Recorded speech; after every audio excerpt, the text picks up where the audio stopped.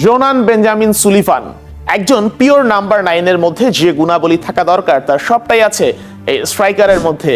তার jersey number হয়তো বা 12, কিন্তু তিনি মূলত নাম্বার 9 অর্থাৎ পিওর স্ট্রাইকার। এতদিন ধরে বাংলাদেশের ফুটবল ভক্তরা এই পজিশনের একজন প্রবাসী ফুটবলারই খুঁজে এসেছে এবং সেটা পেয়ে গেছে সুলিভান ফ্যামিলি থেকে। ভক্তরা সবাই জানে, আগে থেকেই জানে, কাভান সুলিভানকে কখনোই বাংলাদেশের জার্সিতে দেখা সম্ভব নয় তার কোয়ালিটির কারণে। কুইন সুলিভানেরও অভিষেক হয়ে গেছে আমেরিকা দলে। জৈল বাকি জোনান সুলিভান আর ডেক্লান সুলিভান অর্থাৎ টুইন সুলিভান। সেই টুইন সুলিভান এখন বাংলাদেশের হয়ে অভিষেক হয়েছে এক ভাইয়ের, এটাই যা আক্ষেপ। সবার ইচ্ছা ছিল রোনান সুলিভান আর ডেক্লান সুলিভানকে একসাথে মাঠে নামতে দেখবেন, একসাথে পারফর্ম করতে দেখবেন, কিন্তু কোচ ডেক্লান সুলিভানকে খেলাননি, খেলিয়েছেন শুধুমাত্র রোনান সুলিভানকে। এবং সেই রোনান সুলিভান দুইটা গোল করেছে পাকিস্তানের বিপক্ষে এবং ম্যাচ হয়েছে রোনান সুলিভান ভার্সাস পাকিস্তান, অর্থাৎ রোনান সুলিভান 2 পাকিস্তান 0। বাংলাদেশ জয় দিয়ে শুরু করেছে অনূর্ধ্ব 20 সাফ চ্যাম্পিয়নশিপ।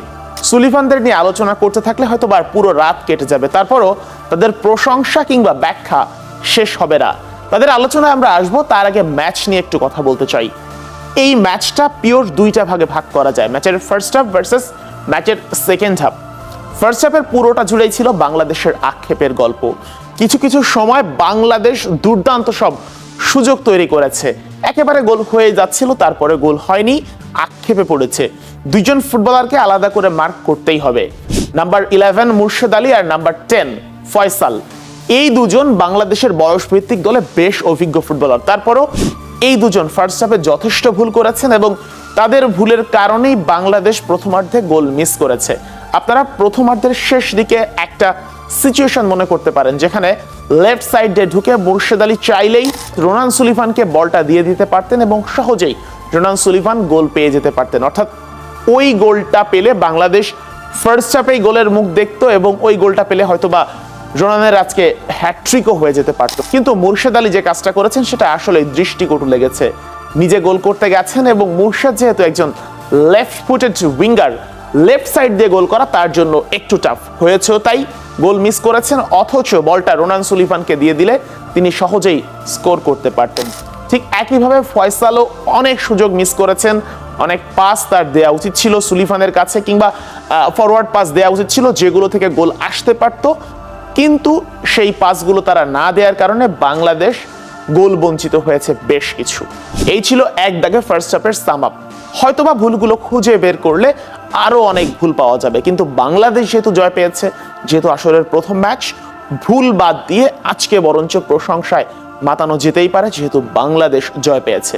তবে সত্যি কথা বলতে সেকেন্ড হাফে অন্যরকম খেলেছে বাংলাদেশ, স্পেশালি জোনান সুলিভানের সেই ফ্রি কিকটা 25 ইয়ার্ড থেকে।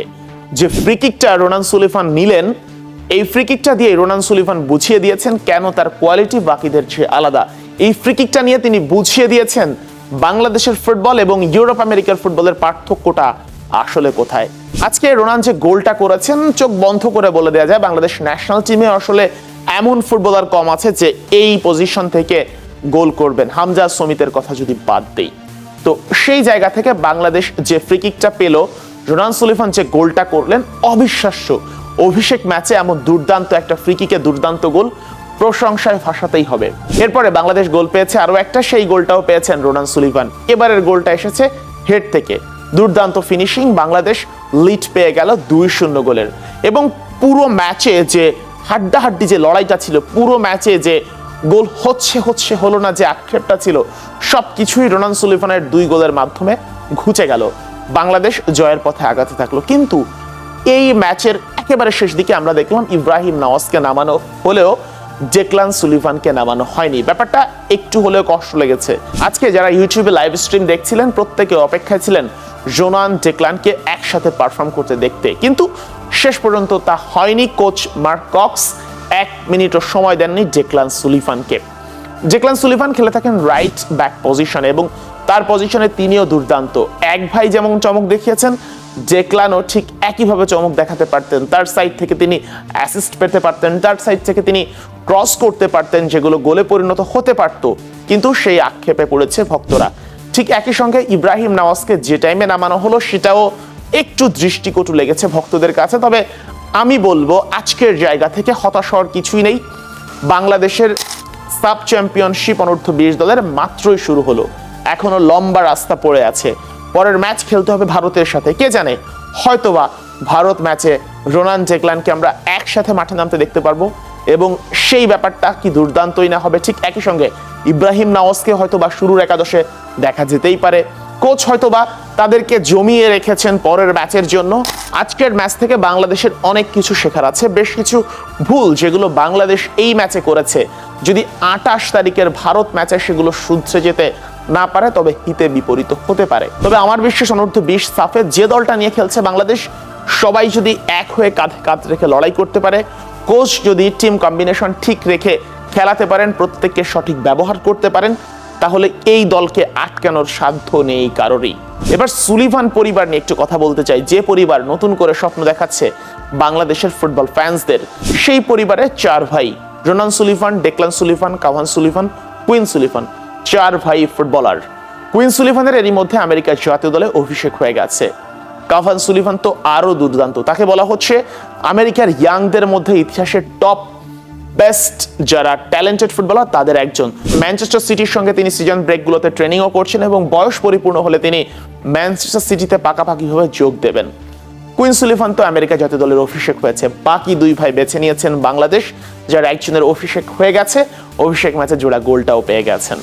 সুলিভানদের বাবাও একজন সাবেক ফুটবলার, বর্তমানে কোচ এবং ছেলেদেরও কোচ তিনি, এবং তাদের মাও ফুটবল কোচ। একদম পারফেক্ট ফুটবল ফ্যামিলি এবং সেই ফ্যামিলি থেকে উঠে আসা 4 ভাই। অধিকাংশ ফুটবল ফ্যানই হয়তো বা জানেন, তারপরে বলে দিচ্ছি।